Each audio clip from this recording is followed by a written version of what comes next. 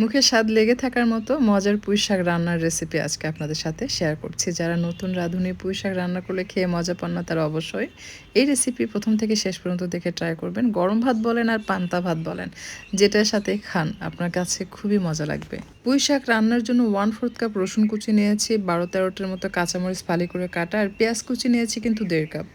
একটু বেশি করে তেল দিয়ে এটাকে অনবরত নেড়েচেড়ে কিছুক্ষণ ভেজে নিয়ে অ্যাড করছি স্বাদ মতো লবণ। লবণ দিয়ে পেঁয়াজ, রসুন, কাঁচামরিচ ভেজে নিলে এটা দ্রুত নরম হয় এবং গলে যায়। বেশ কিছুক্ষণ পেঁয়াজ, কাঁচামরিচ ভাজার পর যখন দেখবেন পেঁয়াজের কিছু অংশ বেরেস্তা হবে আর কিছু অংশ কাঁচা থাকবে, সেই পর্যায়ে অ্যাড করতে হবে 1 চা চামচ ভর্তি করে মরিচের গুঁড়া, হলুদের গুঁড়া 1 চা চামচ দিয়ে আরও কিছুক্ষণ এটাকে ভেজে নিচ্ছে। অর্থাৎ মরিচের গুঁড়া এবং হলুদের গুঁড়া পেঁয়াজের সাথে কিছুক্ষণ ভেজে নেবেন। এতে করে কালার সুন্দর হয় এবং স্বাদটাও খুবই ভালো হয়।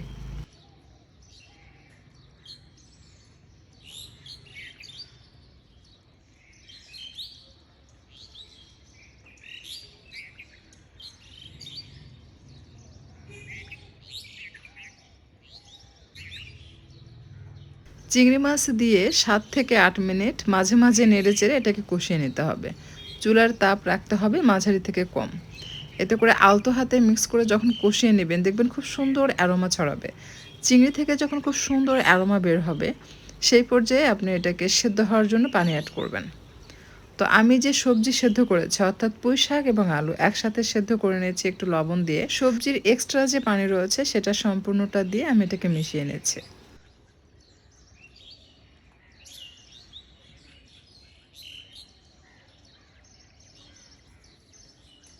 ঢাকনা দিয়ে ঢেকে একেবারে হালকা তাপে বসিয়ে রাখবেন।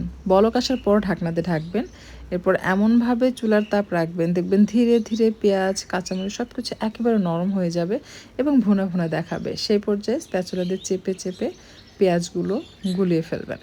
যখন এরকম ভুনা ভুনা হবে সেই পর্যায়ে অ্যাড করতে হবে সেদ্ধ করে রাখা পুঁই শাক এবং আলু।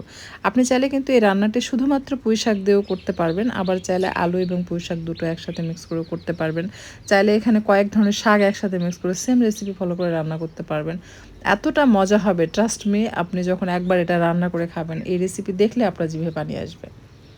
সো আশা করছি আজকের এই রেসিপি আপনাদের কাছে ভালো লেগেছে। যদি রেসিপি ভালো লাগে অবশ্যই ট্রাই করবেন, আর খাওয়ার পর কতটা মজা পেয়েছেন কমেন্ট করে জানাবেন।